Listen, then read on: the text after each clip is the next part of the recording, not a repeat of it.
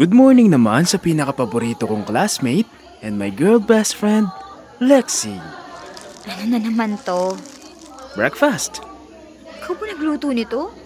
O baka naman pinagluto mo na naman ang mama mo tapos binigay mo lang sa akin? Excuse me. Grabe naman yung judgment. Ako mismo nagluto niya, no? With love pa. Wow! With love daw. Ano bang meron dito? Hotdog, egg, pancake, at gumawa pa ako ng iced coffee para sa'yo. Bakit ang dami? May special occasion ba, Marcos? Wala. Alam ko lang na madami ka na namang gagawin today. Narinig ko kahapon na halos ikaw lang gumagalaw sa thesis nyo. At kilala kita. Kapag sobrang busy ka, wala ka ng panahon kumain. Unless may magsubo sa'yo. Thanks, ah. Baka umasa ako nito, Marcos. Umasa? Na baka crush mo ako. Aba, pilingera ka rin minsan ha. Wala lang akong choice, no? Magkatabi kasi tayo lagi. First year hanggang ngayong graduating. Kaya pasalamat ka na alphabetical order tayo dito. Eh hindi ko naman kasalanan na parehong Mendoza ang apelido natin. Kung gusto mo magreklamo ka sa magulang ko. Exactly. Dalawa lang ibig sabihin yan. Either malayong magkamag-anak tayo or destined tayong magkatuluyan. Ha? Loko-loko ka talaga. Joke lang. Grabe ka. Kung totoo yun di sana umami na ako sa'yo 4 years ago pa. Kaya nga. At hello, pang friendship lang talagang samahan natin, oh. Oo naman. No doubt. Tsaka, iwasan mo nga pagdikit sa akin sa hallway. Ano? Bakit naman? Baka mapagkamalan ka pang boyfriend ko. Baka ma-olets pa ako dun sa crush ko na taga-engineering department. Kaya pala lagi mong dinadaanan yung malayong gate pag-uwian. Yung malapit sa mga rooms ng mga engineering students. Oo na. Eh ano ngayon? Kailangan ko ng inspirasyon sa dami ng ginagawa ko. Sus, sino ba yan? Secret! Baka ma-evil eye mo pa. Ingitero ka pa naman. Engineering pa talaga. Alam mo naman na sa kanila nakadikit yung reputasyon ng pagiging babaero. Ay nako, hindi lahat ganon. At lagi ko nang sinasabi, ayoko pa ng jowa. Happy crush lang. Besides, kung may matinik dito, ikaw yon. Excuse me, magkaiba ang babaero sa lapitin. Lapitin lang ako, pero mahirap kunin. Ay nako, kung alam lang ng mga babae na GGSS ka, baka nagsitakbuhan na sila. Oy, di ka sure? Talaga ba? Talaga ba? Uy, Marcos, may naghahanap sa'yo. Sino raw? Hindi ko alam, pero may dalang tsokolate. See? Lapitin nga. Ewan ko sa'yo. O siya, mag-breakfast ka na dyan. Ako, mag-e-entertain muna ako ng fan.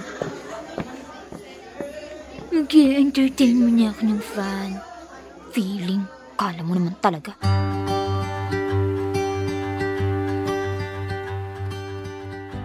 Dear love, ako si Lexi. At yung kausap ko kanina, si Marcos. Matagal na kaming magkaklase hanggang ngayon nag-graduating na kami. Gwapo si Marcos. Hindi lang basta gwapo. Pero yung tipong may dating talaga. Yung tipong kapag dumaan siya sa corridor, mapapalingon ka. At hindi lang looks ang meron siya. Kasi matalino rin. Para bang effortless lahat sa kanya. Mga exam, recitation, projects. Parang hindi siya natatakot mapagod o mabigo. Maraming may gusto kay Marcos, totoo yan. Kaso, lagi niyang sinasabi sa akin na commitment is just a distraction. At siguro, doon ko na-realize kung gaano siya kaiba sa iba. At kung tatanungin niyo ako kung nagkagusto ba ako sa kanya sa 4 na taon naming magkasama, oo, gusto ko siya. Pero alam ko rin na hanggang dito na lang. Kaya sinasabi ko na lang sa sarili ko, enjoy mo na lang yung moments habang magkasama pa kayo.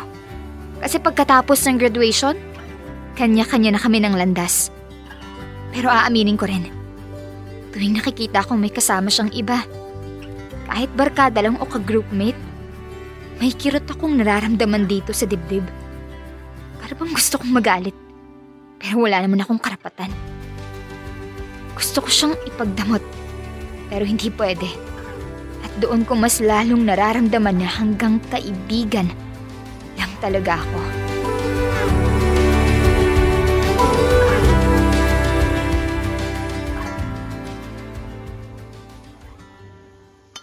Uy, anong lunch nyo? Beef inoki. Social talagang nepo baby na to. Ako nga, ginataang langka lang. Ikaw, Lexi. Hindi ako nakapagdala ng lunch, guys. Skip muna ako. Ang dami ko kasing gagawin today. Alam niyo naman si Prof. Super strict. Ayan na naman, hindi na naman kakain. Magagalit na naman ang boyfriend mo niyan. Boyfriend? Si Marcus. Hindi ko boyfriend si Marcus, no? Jesus! Hindi pa ba? Ay araw-araw niyang binibit-bit ang bag mo pa uwi. Minsan may pa-lunch pa. Madalas atid sundo. Isa pa, kung makatitig sa'yo minsan sa klase, parang nakasulat sa mukha mo yung lesson eh. Wala lang yun. Matulungin lang talaga siya.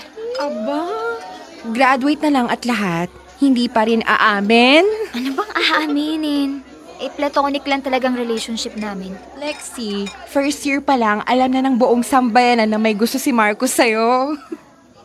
Noon pa, malino na sa amin na hindi kami pwedeng maging more than friends. Naku, kaya lang naman hindi makapag-jowa yan si Marcus dahil sa'yo. Ha? Dahil sa akin? Oo, te. Halata naman eh. Inihintay ka niya. True. Basta, nagkakaintindihan kami ni Marcus. Friends lang talaga.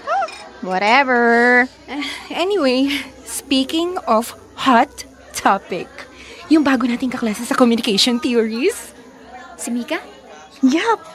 Grabe, parang model, no? Ang ganda ng mukha. Pero, regular student daw eh. Balita ko, hindi matapos-tapos sa college. Yun nga raw. Commercial model kasi. Hindi kasyang schedule sa taping at shoots. Oh, nakausap niyo na ba? Hindi pa. Hindi ko nga siya napapansin masyado. Kasi halos walang lumalapit. Intimidated ang lahat. Si Marcus lang yata ang nag-e-entertain sa kanya. At ang chika, iba rin ang ningning ng mata ni Ate Mika nyo kapag kausap si Marcus. Ay naku, Lexi, mukhang may kakompetensya ka na. Kompetensya? Ha? Naku, kung ako sa'yo, kakabahan na ako. Baka maago pa ang boy best friend mo. Ano bang pinagsasabi niyo dyan? Bakit ako mababother? Sanay na akong maraming nagkakagusto kay Marcus. Isa pa, kung magkagustuhan man sila, number 1 supporter ako. Number 1 supporter! Tama na nga, kumain na kayo dyan. Okay. Sabi mo eh.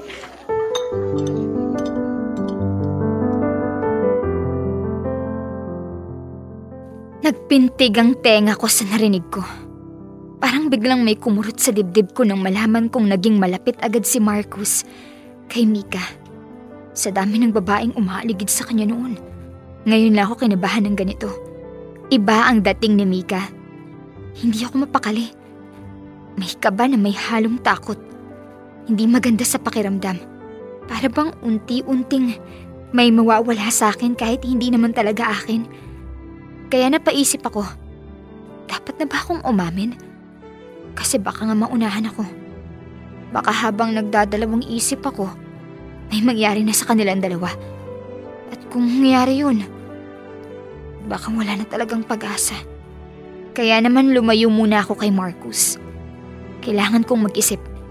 Kasi kung patuloy kong itatanggi ang totoo, baka dumating ang araw na huli na ang lahat.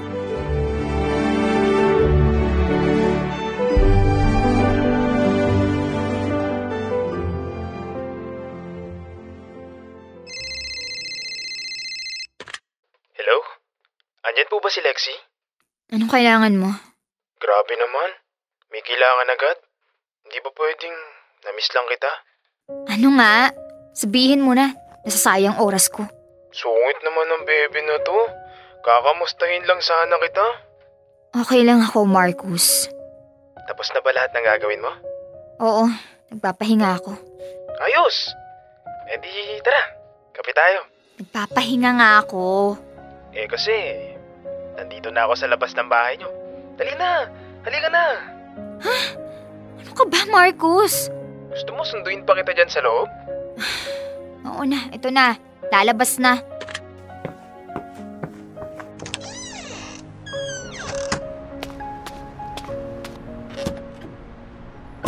Bilis ha. Eh, ang kulit mo kasi.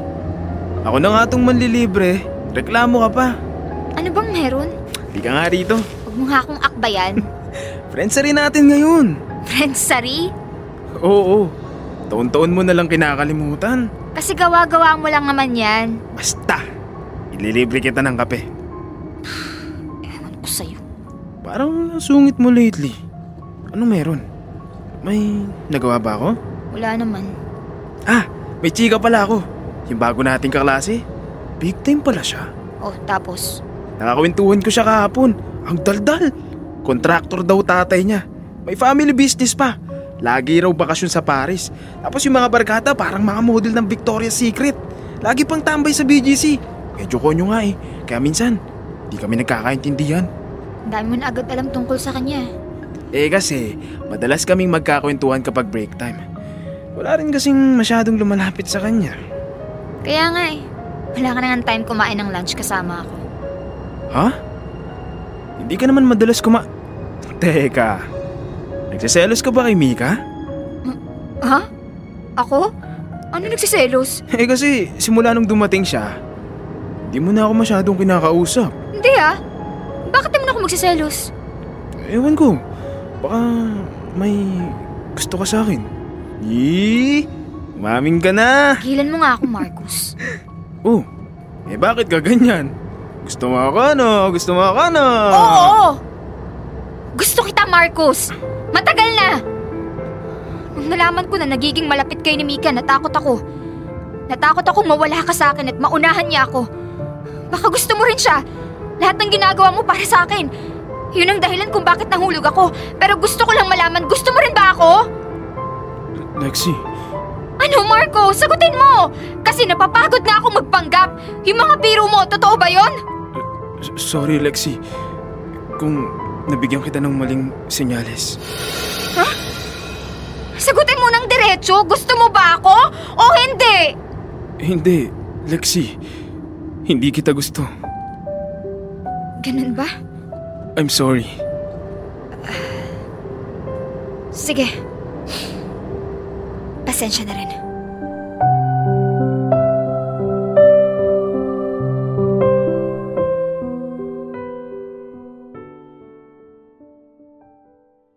Damn! Nakakahiya. Parang gusto kong lamunin ng lupa nung marinig ko ang sagot ni Marcus. Hindi pala pareho ang nararamdaman namin. Biglang nag-iba ang lahat. Naging awkward, naging mailap. Paminsan nag-uusap pa rin kami, pero hindi na gaya ng dati. Mas madalas na niyang kasama si Mika. At kahit masakit, tinanggap ko na lang. At least may sagot na sa mga tanong ko araw-araw. 4 na taon akong umasa. 4 na taon ding naniwala na baka may pag-asa. Pero wala pala. Siguro nga napagkamalan ko lang na may kahulugan ang lahat ng effort niya para sa akin. Masyado lang talaga akong umasa. Lumipas ang panahon, nakagraduate kami. At naghiwalay na rin ang landas namin. Unti-unti, nakamove on ako. Nagkaroon na rin ako ng boyfriend. Walang halong pagsisisi. Kasi kahit masakit, nagkaroon ako ng closure. Pero isang araw, nakatanggap ako ng mensahe mula kay Marcus.